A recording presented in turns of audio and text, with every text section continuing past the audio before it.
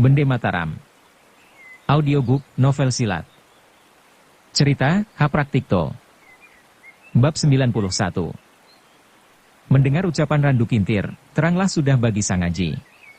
Benar-benar mereka telah mengetahui keberadaannya. Seketika itu juga, berdesirlah darahnya.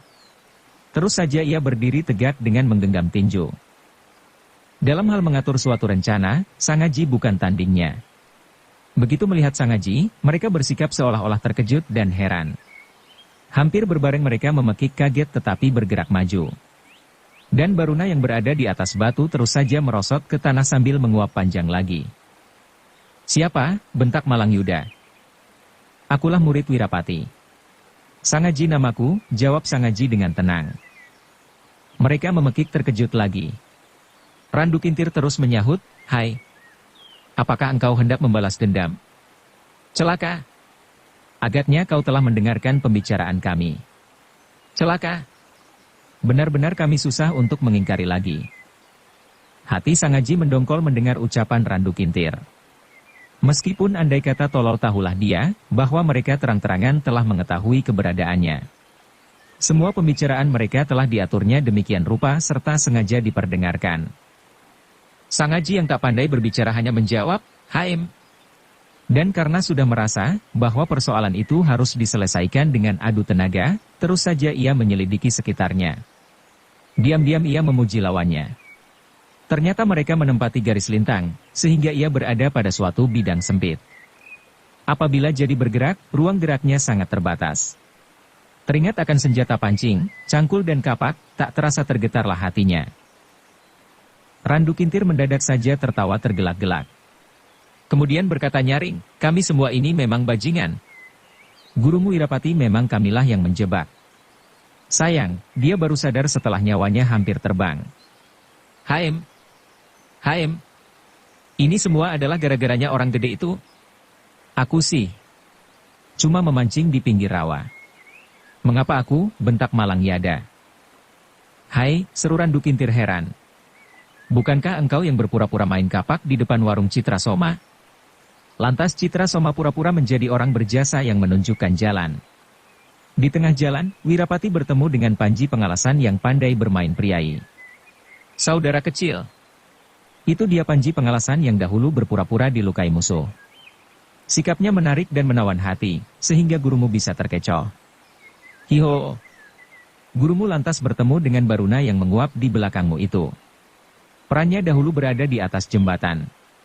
Setelah luput dari pengamatannya, gurumu bertemu dengan aku. "Haim, sungguh hebat. Gurumu bisa membebaskan diri dari sabetan pancingku. Sayang. Akhirnya dia tak bisa lolos dari kepungan kami. Yah, keadaan gurumu seperti keadaanmu sekarang ini.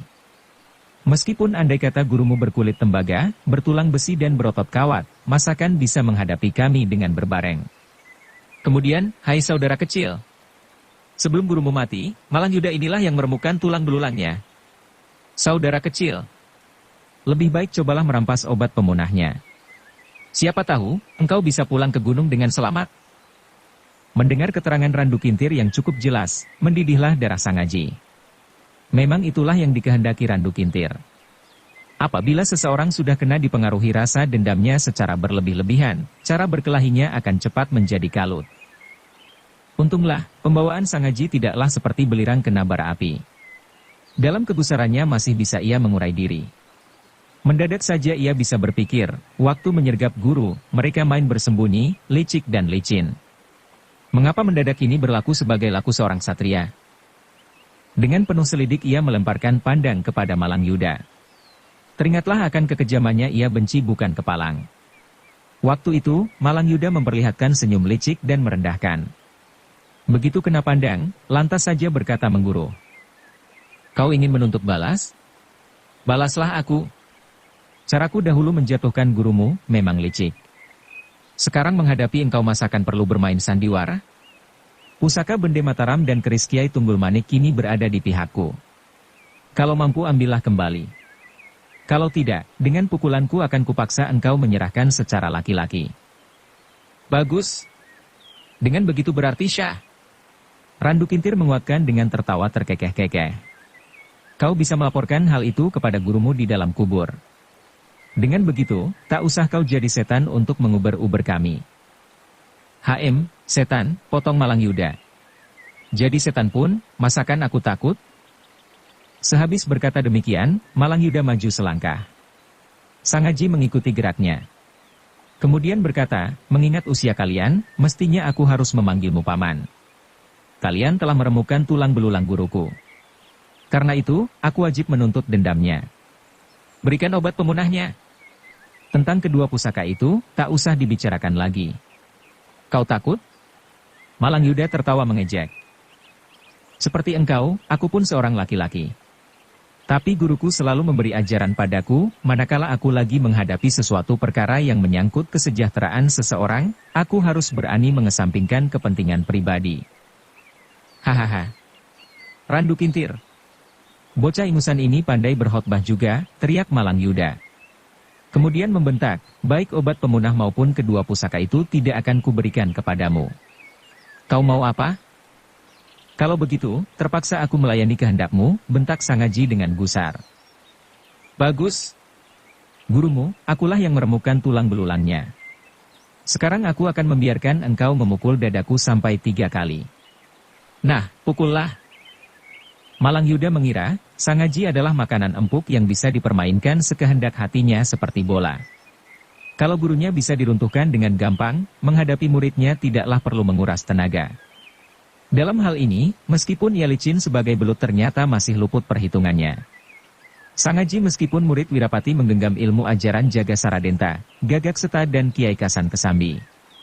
Maka begitu mendengar tantangan, terus saja Sang Haji mengerahkan ilmu sakti Kumayan Jati. Bagus. Terimalah pukulan yang pertama, teriaknya garang. Seperti diketahui, ilmu sakti Kumayan Jati bukanlah ilmu sembarangan. Dalam jarak jauh, tenaga pukulannya bisa meruntuhkan sebatang pohon yang tegak berdiri. Tenaga Sang Haji belumlah sekuat tenaga Gagak Seta. Tetapi waktu itu ia berada dalam keadaan marah, dendam dan benci. Seketika itu juga, getah sakti Dewa Daru yang mengeram dalam tubuhnya bergolak hebat. Tubuh Sang Haji tergoncang-goncang. Terus ia meliukan punggung dan melepaskan pukulan. Kesudahannya hebat bukan kepalang. Malang Yuda yang berperawakan tinggi besar, terpental 15 langkah dan memekik kesakitan. Begitu jatuh bergedubrakan di atas tanah lantas saja melontakkan darah segar. Mereka semua terkejut sampai memekik.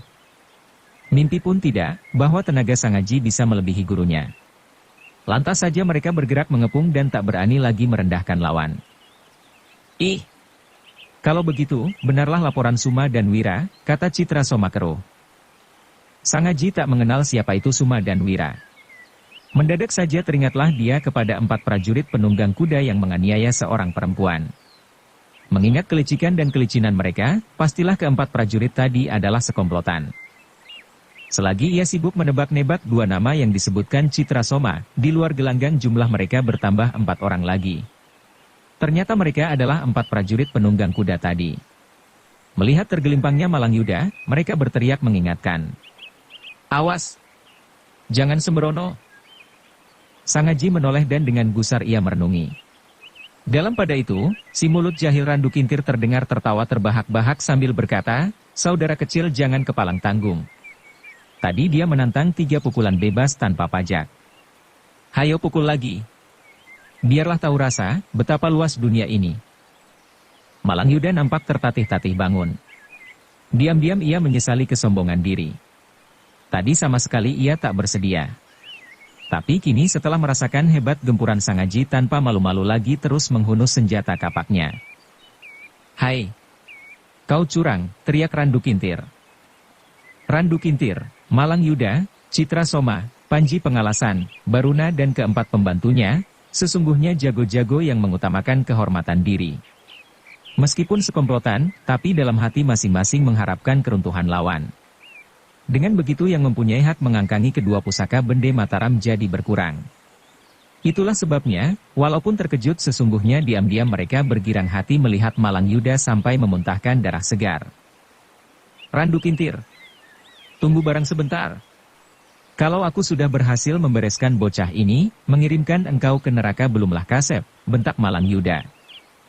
Kentut! Kentut! Kau curang, damprat Randu Kintir. Kemudian kepada Sangaji, saudara kecil. Hantam terus. Jangan memberi waktu bernapas. Sangaji tahu, betapapun juga mereka adalah sekawan dan sepaham. Saat itu sadarlah dia, bahwa ia lagi dikepung 9 orang sekaligus. Kalau satu demi satu, rasanya ia masih sanggup mengalahkan. Tetapi apabila sekonyong-konyong maju berbareng, inilah bahaya. Memperoleh pikiran demikian, terus saja ia melompat merangsek. Malangyuda menyongsong dengan senjata kapaknya. Tenaga jasmaninya sudah berkurang, namun ia masih sanggup memutar kapaknya. Dengan mengaung-ngaung di udara, kapaknya terus membabat pinggang. Sangaji terkejut. Untung, dia tadi telah menyaksikan kehebatan senjata lawan tatkala sedang mengadu kepandaian melawan Randu Kintir. Pertunjukan tadi, barangkali dimaksudkan untuk mengecilkan hati Sangaji. Tapi kini mendadak berubah memusuhi diri. Karena dengan gesit, Sangaji dapat mengelakkan dan melawan dengan pukulan-pukulan ciptaan Kiai Kasan Kesambi. Seperti diketahui, ilmu ciptaan Kiai Kasan Kesambi pernah mengejutkan pendekar-pendekar sakti seperti Kebo Bangah dan Adipati Surengpati. Bisa dibayangkan betapa hebat dan kokoh. Kecuali itu, untuk beberapa kali Sangaji pernah mengujinya. Mula-mula terhadap Warokudawanengpati dan Watu Gunung Sahabat Lumbung Amisena. Kemudian kepada Setan Kobar dan beberapa prajurit Pangeran Bumi Gede. Setelah itu diperlihatkan di hadapan tokoh-tokoh sakti Adipati Surengpati, Kebo Bangah dan Gagak Seta. Mereka semua terkejut dan heran. Karena itu, menghadapi perlawanan Malangyuda yang dahsyat, sama sekali hatinya tak gentar. Dengan cepat jurus ciptaan Kiai Kasan Kesambi telah melibatnya. Sekonyong-konyong pukulan ilmu sakti Kumayan Jati terlepas lagi. Dan untuk kedua kalinya Malangyuda terpental jungkir balik. Senjata kapaknya terbang di udara dan tepat menjatuhi punggungnya. Menyaksikan betapa gampang Malangyuda dijatuhkan, Randu Kintir, Panji Pengalasan, Citra Soma dan Baruna benar-benar terkejut. Mereka kini yakin benar, bahwa Sangaji tak boleh dianggap lawan remeh lagi. Maka terus saja mereka menyerang berbareng. Disinilah terbukti, betapa licik dan licin mereka. Sama sekali mereka tak malu sampai mengeroyok seorang pemuda yang usianya jauh berada di bawahnya. Membabat rumput harus sampai ke akar-akarnya, teriak Panji Pengalasan dan Citra Soma dengan berbareng. Bagus. Majulah semua, tantang Sangaji. Kelima orang itu mempunyai senjata andalan masing-masing. Randu Kintir bersenjata pancing, Panji Pengalasan sebuah pacul, Citra Soma sebilah keris, Malangyuda sebatang kapak dan senjata Baruna berbentuk ular-ularan seperti cis. Masing-masing mempunyai caranya sendiri. Pada saat itu, Malangyuda tak dapat bergerak lagi. Meskipun demikian keempat kawannya merupakan lawan yang luar biasa tangguh. Sangaji sadar, bahwa ia harus memukul mereka dengan sekaligus. Kalau lalai sedikit saja akan besar bahayanya. Sebab betapapun juga, ia akan kalah napas apabila mereka maju secara bergiliran. Melihat gerak-gerik mereka, Baruna adalah lawan yang terlemah. Waktu itu Baruna berada di belakangnya. Maka dengan sebat ia menyerang Citra Soma yang kaget setengah mati. Buru-buru Citra Soma menghunus kerisnya, kemudian menusuk telapak tangan. Sangaji menduga, lawan itu pasti tangguh. Senjatanya termasuk senjata tusuk yang tajam. Biasanya orang menusuk ke lambung atau dada. Tapi dia hanya menusuk telapak tangan. Teringatlah dia ajaran gurunya, bahwa seseorang yang tangguh tak begitu memperhatikan sasaran tusukannya. Karena dia hanya mengutamakan tikaman gertakan, untuk kemudian memukul dengan tangan ke arah bidiknya yang berbahaya. Ajaran gurunya ternyata tepat. Dengan tiba-tiba Citra Soma menyabet pinggang. Terus saja Sangaji melibat dengan jurus ciptaan Kiai Kesambi. Setelah itu sekonyong-konyong melesat ke belakang dan menghantam Baruna dengan pukulan ilmu sakti Kumayan Jati. Inilah suatu serangan di luar dugaan Baruna. Dan begitu kena, dia terjungkal miring dan jatuh tertengkurap mencium bumi.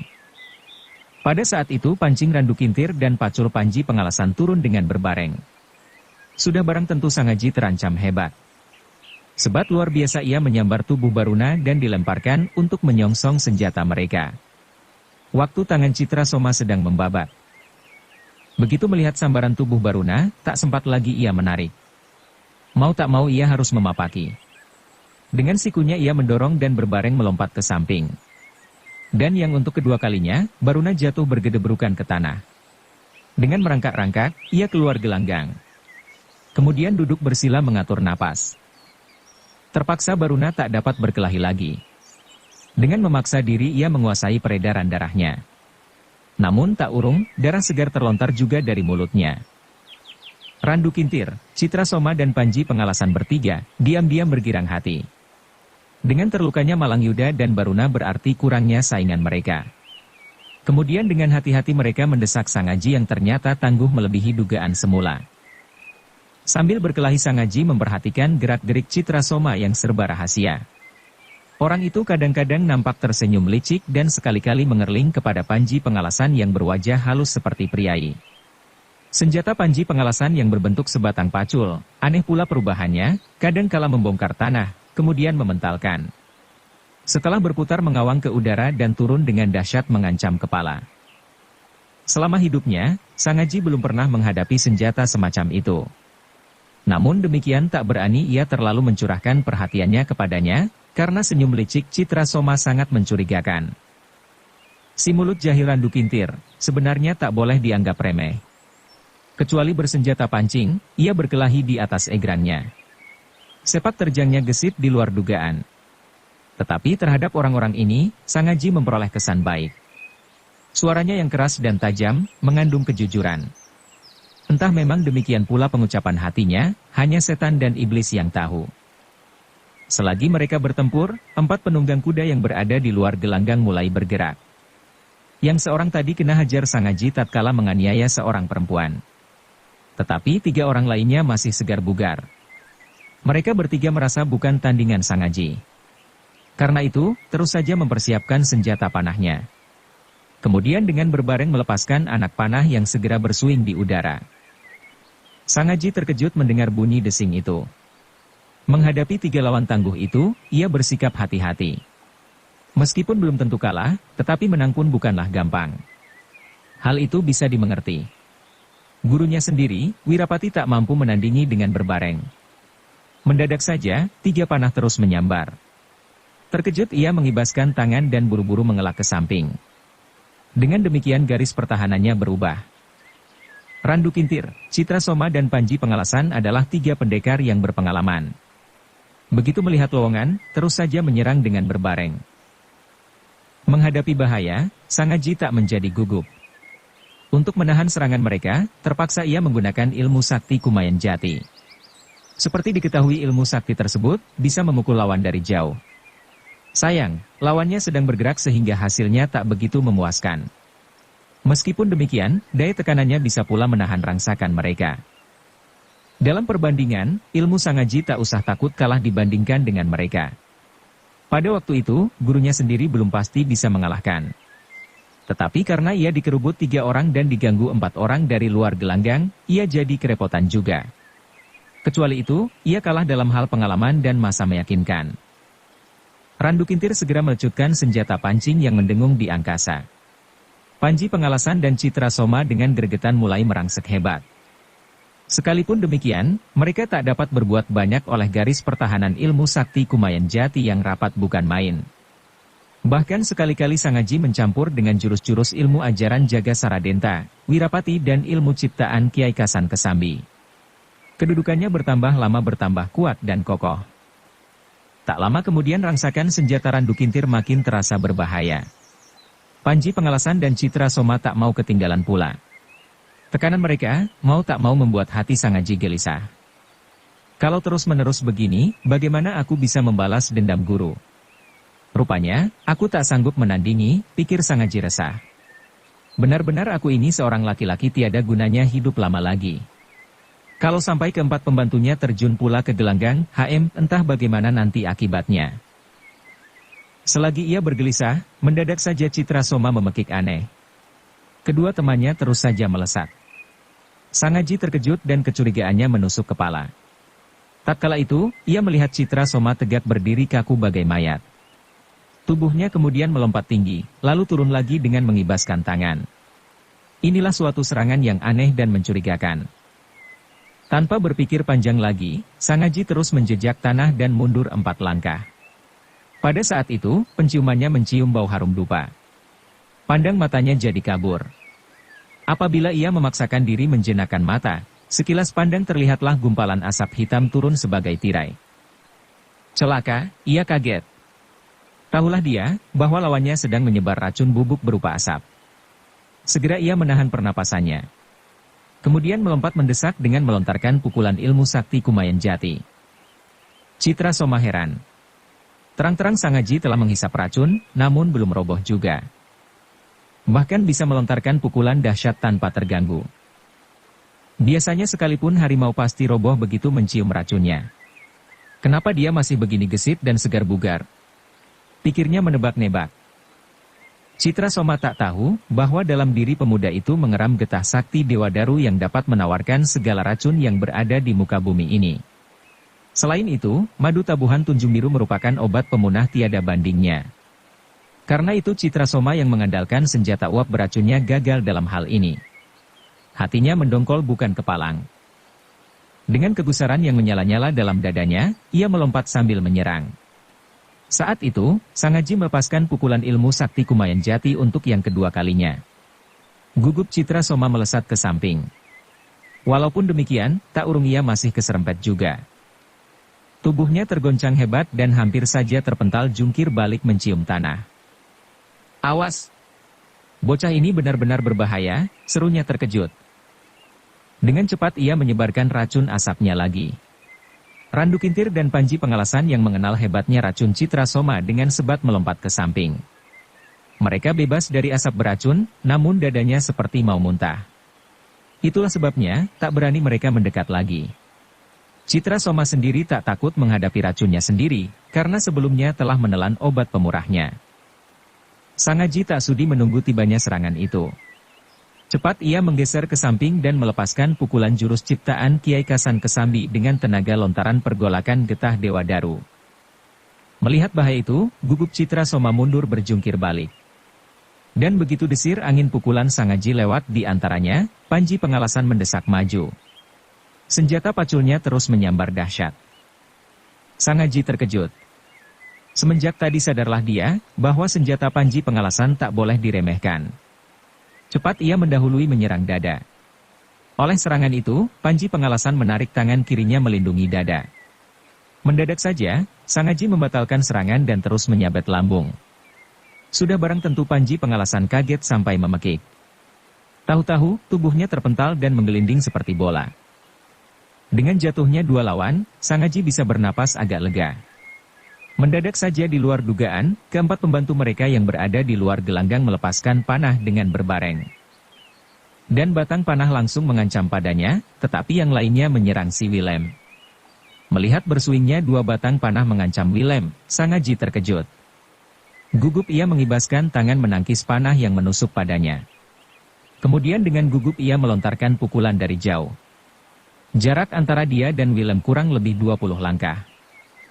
Meskipun tenaga lontarannya cukup kuat namun belum mampu menyapu bersih. Dengan hati mencelos ia melihat menyambarnya sebatang panah yang agak mencong kena pukulannya namun masih saja membidik sasarannya. Jahanam!